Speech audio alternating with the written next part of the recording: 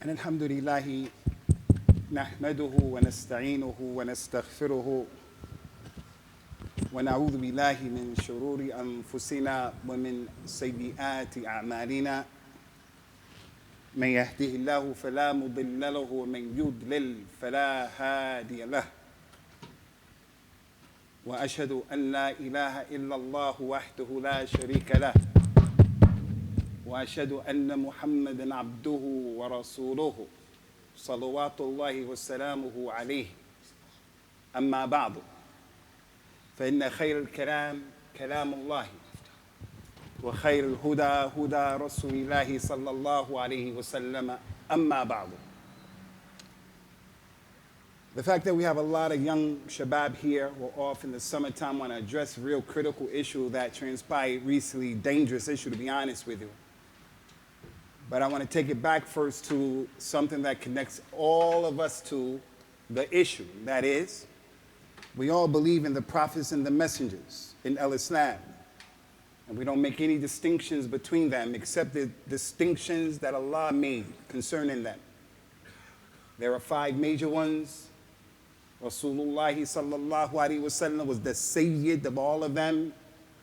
Adam was the first. Muhammad was the last. Isa's coming back. We only make the distinctions that Allah made in His messengers, that Allah made and His Rasul made concerning them, sallallahu alaihi wasallam. Something about the prophets and the messengers that we should understand is there are a lot of things connected to al-Iman and the prophets.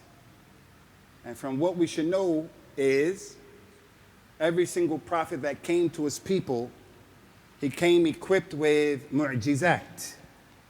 There was not a single prophet who went to his people except that he had miracles. Miracles so that the people would believe in him. Allah Azza wa Jal, He knows Bani Adam. And one of the characteristics in Bani Adam is what He mentioned, وَكَانَ الْإِنسَانُ أَكْثَرَ شَيْءٍ جَدَلًا. The human being, more than anything else, he loves to argue. You tell your son, don't do this. You tell your daughter, don't do that. And they want to argue with you. Some of us are those people who we love arguing. We love the Usamah. We love jidal and mira. That's that person who he has to get the last say-so. That wife or the husband, and they just keep going at it. And she won't be quiet until she gets the last word. She feels al-intisar is the kalimatul akhira is for her. Some people are like that.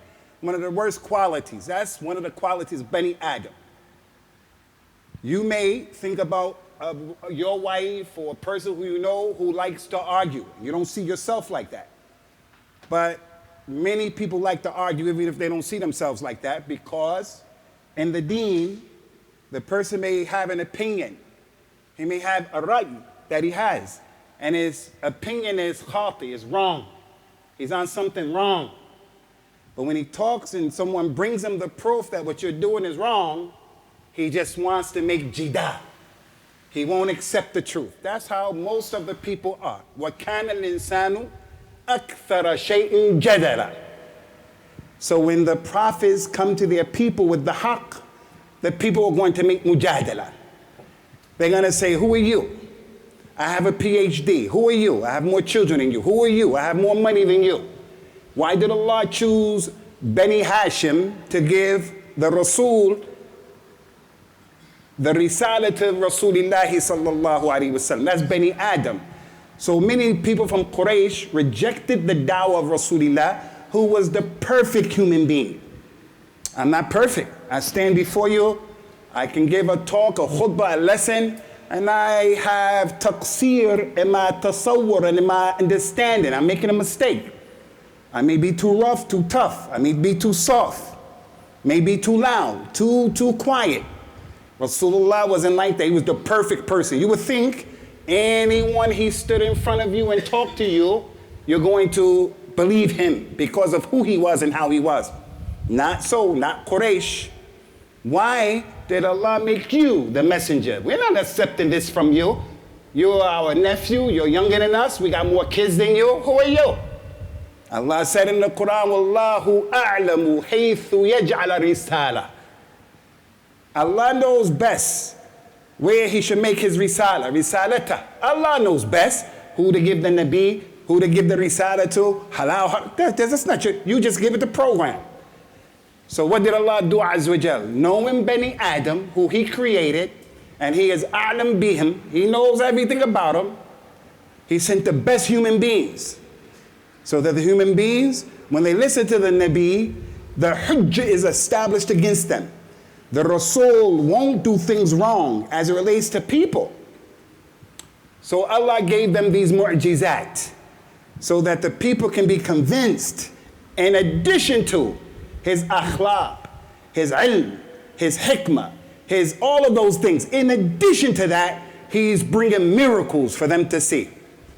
He said in the authentic hadith, Salawatullahi wa salamuhu alayhi, ma min al-anbiya'i nabiyyun illa u'tiya min al-ayat ma amana alayha an-nas.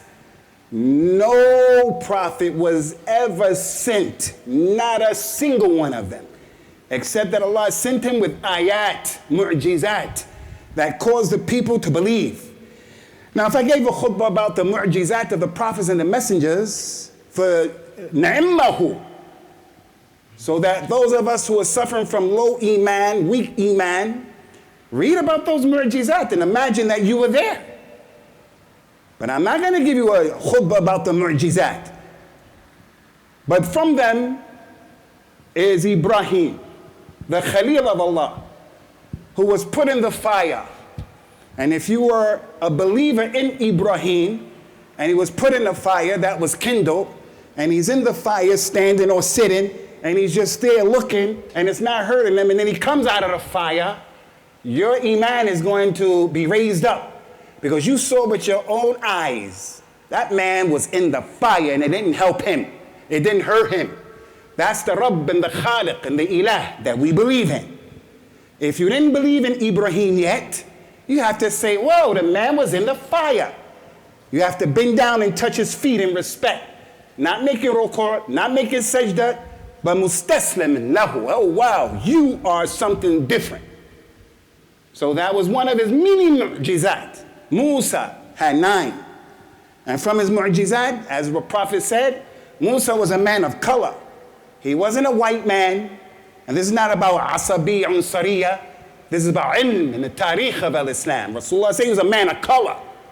He put his hand in his shirt and took it out, and it was white and glowing. And when the people saw that, that was one of the many mu'jizat. Musa took a piece of the baqarah, hit the man who was killed. The dead man sat up and said, so-and-so killed me, right in front of all of the people. That's supposed to increase the iman of the Yahud. It did for some, and it didn't for many until this very day. Musa, tremendous Nabi. He was given the frogs. He was given the lice. He was given the flood.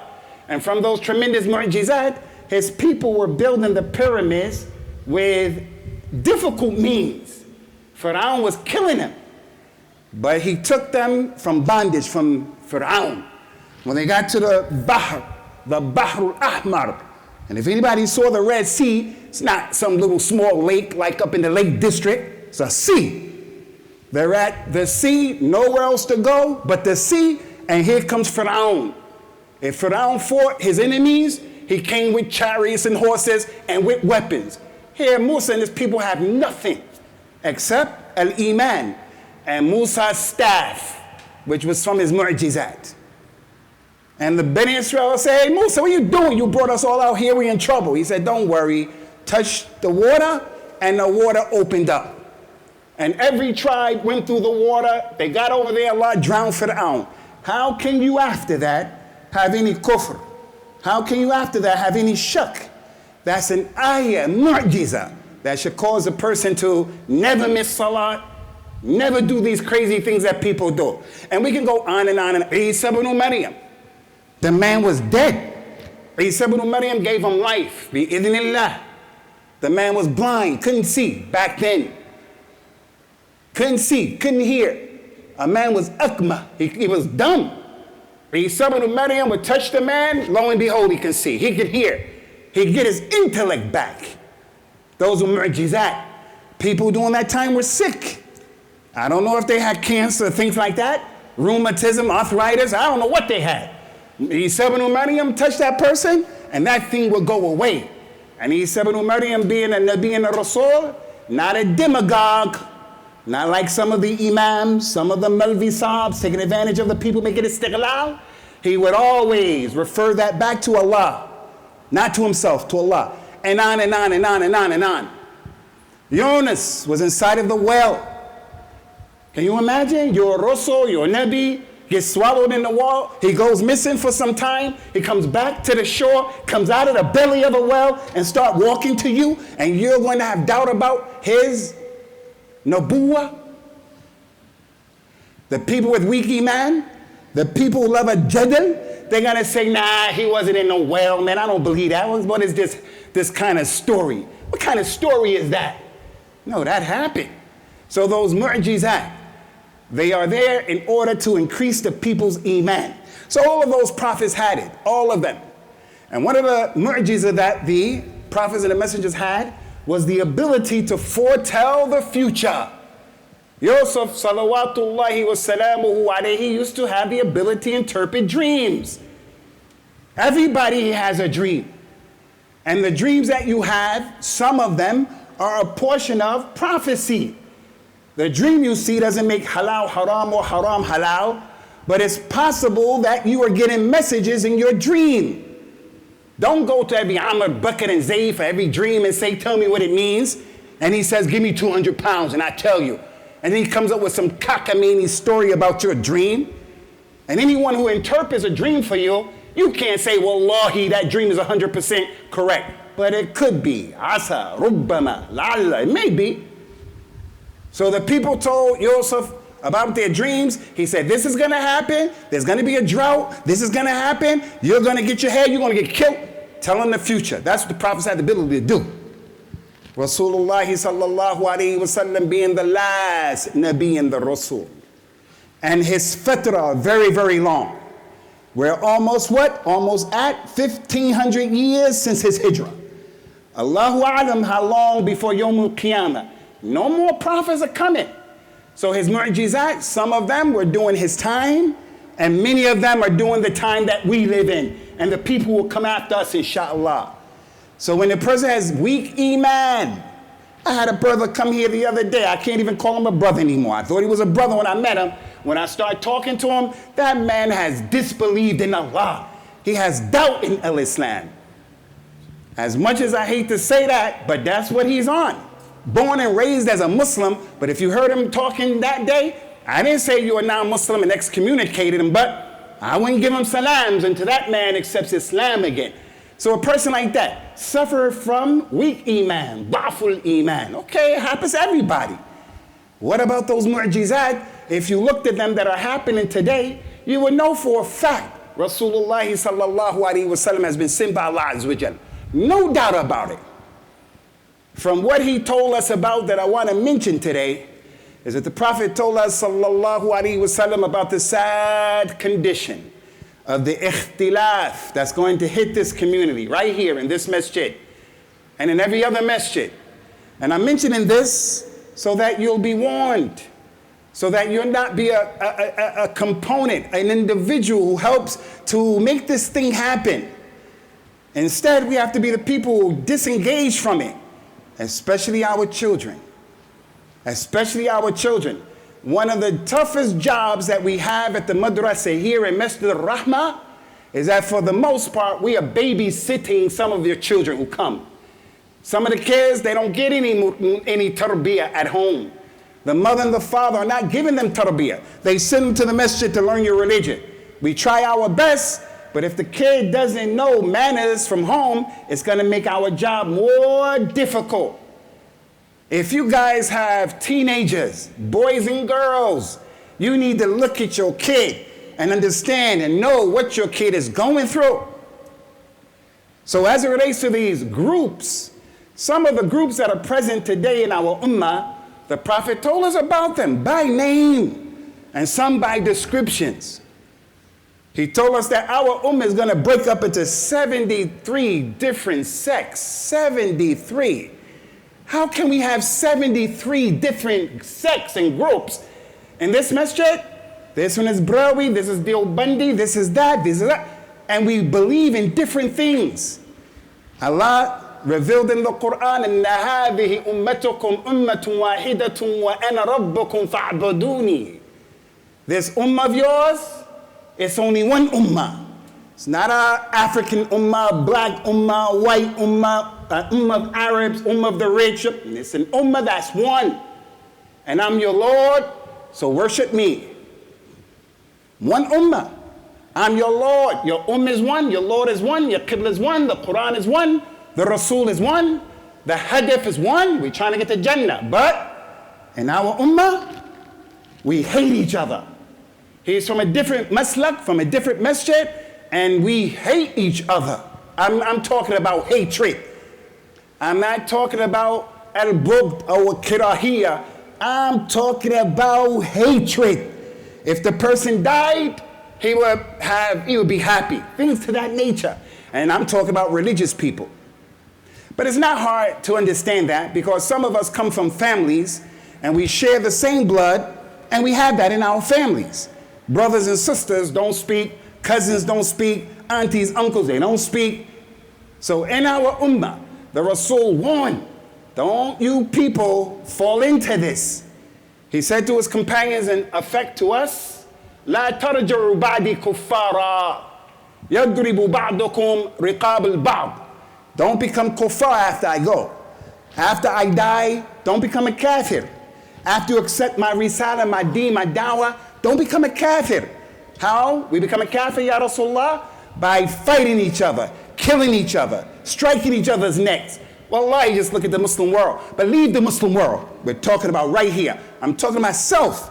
Not everybody agrees with me. I think I'm right and what I'm doing is right. As a result of that, I deal with him in my mu'amala is rough and tough because I'm right. No, I can't be like that. I have to calm down, and I have to listen, and I have to do my best to help him to understand. And he does that to me, and we communicate in a civilized way. And this is how we deal with our problems. That's how it has to be with my wife and your wife. As for me being a big gorilla, and it's my way or the highway, just shut up is my way, even with my kids. I can't be like that. I have to listen. Who do you want to marry? You don't want to marry? I have to listen. It's in their salahiyah. It's for their maslaha sometimes. And I'm just going to foot? No. We have to know how to deal with each other. Al-shahidu min al-kalam. The Nabi sallallahu alayhi wa sallam from this bab mentioned some of these groups that our shabab are falling into, and it's dangerous. Your child is about to go and do something that you're going to regret, and you're going to be embarrassed about it, and your child is about to throw his life away. Trust me, I'm talking to him. You're not talking to your son, and you're not looking at your son. Your son who is muntawi, he has cut you off, he doesn't talk to you, doesn't talk and sit with the family, he's doing his own thing, he's always mad, he's always looking like something's wrong with him. You don't know what you're doing in your deen, he knows, you don't know. He has a level of ijab and ghurur. He's only 16, 15, he thinks he loves Islam. And you, and it's true, you're on cultural Islam. You're on the Islam of your abang, your ummahat, and that stuff, that khurafat, some of us. And that son doesn't want that. Your son is saying, man, it's 2022 right now. I'm not trying to take this religion that you're on, hocus pocus, khurafat. And he's right in that. But because you're the father, the mother, you want to force it on him. Listen, so your son does something crazy. He connects himself to a group that the Prophet told us about during that time. And he called them by the name, and that name is the Khawarij. We have mentioned these people descriptions so many times. Right now in the Muslim world, right now here in the UK and America, we have young people growing up who they want to make jihad. They want to blow things up. They don't like what's going on in the Muslim world as it relates to the hukam, as it relates to the muamala of the dul kafira. They don't like it. That boy is getting ready to go do something that he's going to regret. The Prophet said about him, sallallahu alaihi wasallam, way back then, al-khawarij kilabun nar. لَإِنْ أَدْرَكْتُهُمْ لَأَقْتَلَنَّهُمْ قَتْلَ عَادٍ. He called them the Khawarij. The Khawarij have many characteristics, but the one that is important to us today is what he says, sallallahu alaihi wasallam. They kill and harm the people of Islam, and they leave the non-Muslims. So the problem that you have with your son, he's going to bother you more than he bother kuffar and kufr. Not that that's okay. He's going to bother you. The popo are going to come to your house and kick your door in. You're going to have problems. You better sit with your son, and you better start talking to your son. And I say to the young brothers in this masjid, you also, you're still a baby. You still are a child. Whether you accept it, you don't accept it, you are a baby. If you were put out at this time to fend for yourself, you wouldn't be able to survive except if Allah allowed you. But when your father was your age, if he was out on his own, he's a different beast, a different kettle of fish. He had the ability at 15, 16 to carry things on his shoulder. Wallahi, you don't have that ability right now. So calm down for our shabab. That's from the mu'jizat of the Nabi. That was going on with these people across the globe who were killing us with the claim they're against the Muslim, the kuffar. He called them what he called them, sallallahu alaihi wasallam. And we have them in our midst. Now that this khutbah is being recorded, I don't want anybody from the government, anybody come and say, Abu Usamah knew that they were there. I don't know that they're there. I see characteristics in shabab. Becoming antisociable, always abus. Never can smile. The world is messed up. You messed up. That's his understanding. That's his existence. Everybody's messed up except me. I'm the one. La ya akhi. You, young man, are on the way to do something crazy. Going to Iraq or some stuff like that. The Prophet told us about him, sallallahu alaihi wasallam. Another group. Right now we have these progressive Muslims. Progressive. When in fact it's takhalluf, it's backwardsness. It's jahl. It's not real knowledge. It's so bad today that they'll ask a person on the street, what is a woman? And a dude can't even tell you what a woman is. They'll ask you a question. You had a PhD. Can a man have a baby? Well, you know, it really depends. Man, get out of here, man. No man having no baby up in this spot. What are you talking about? Progressive. Get out of here. But it hits us. How does it hit us? The Prophet says, sallallahu alaihi wasallam, and called them by the name. Al-Qadariyatu majusu hadhihi al-ummah. The Qadariyah. The Qadariyah from the word Qadar. Qadar. In order to be a Muslim, you have to believe in the Qadar of Allah. Everything has been written. وَكُلَّ شَيْءٍ أَحْصَيْنَاهُ فِي إِمَامٍ مُبِينٍ. Everything has been written in that book that's with Allah. I'm giving this khutbah. It's been written. How many words are going to come out of my mouth doing this khutbah? It's been written. How many tanaffus? How many you all going to take? You're not going to take one more or one less. In your whole life, it's written. You're sitting in this khutbah. It's been written. How many times you're going to blink your eye? That's the Lord of all the worlds who knows everything, overpower everything. وَكَانَ أَمْرُ اللَّهِ قَدْرًا مَقْدُورًا. Allah's affair is with the qadr. The angel was sent to your mother's stomach when you were in that womb and told her everything and wrote down everything that's going to happen to you. Now here the Muslim comes and he's doubting al-Islam. And he's saying, how does Allah know everything? How you even know Allah knows everything? I don't really know Allah. That's our children.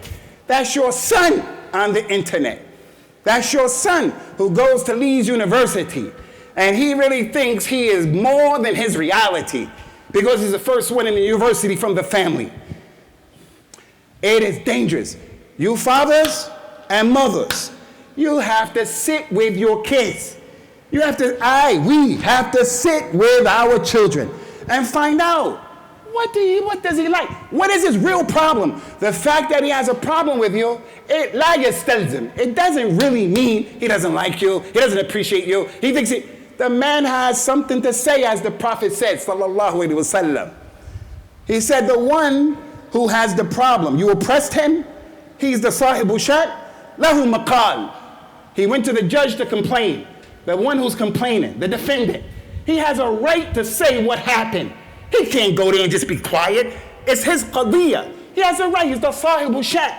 Rasulullah said, lahu maqal. He has something to say. Your son has something to say. You fall back and listen to him before it becomes a bigger problem. Your daughter. You know we love our sons. And the Arabs, especially in Jahiliyyah, would bury their daughters. It was big to have a son, a rojula, furusiya. It's a sign he's a man. And that's still prevalent. But our daughters, they're our princesses. We deal with them a different way. You know, if you don't sit with your daughter and you leave everything to your wife, your daughter is going to meet up with Slick Rick. And Slick Rick is going to get to know your daughter. And before you know it, Slick Rick's baby is going to be coming into this dunya. And part of the problem is you never sat with your daughter to see what she's saying and see how she's feeling, what's going on. The girl is on the brink of bulimia. She's not eating. She eats and vomits. And no one knows about that? Self-harming. And no one knows about that? No. Look at these boys. Boy in the first row every single Friday. Right there, every single. I got to know that's my nephew. What's on your mind, son? Not that it's bad. We have to see our children and talk to them. Al-Qadariyah. Our children are denying the Qadr. And I want to say to you, ya akhi, if you disbelieve in the Qadr, you're not a Muslim. If you have doubt in the Qadr, die a Jew or a Christian or a Sikh or a Hindu. Lastly, and there are more, but we have no time, the progressives. Rasulullah back then described a group of people who are now prevalent, the progressives. He says, sallallahu alayhi wa sallam, warning us, لا ألفين أحدكم متكئا على أريكته الشبعان يأتيه الأمر مما أمرت به أو نهيت عنه فيقول لا أدري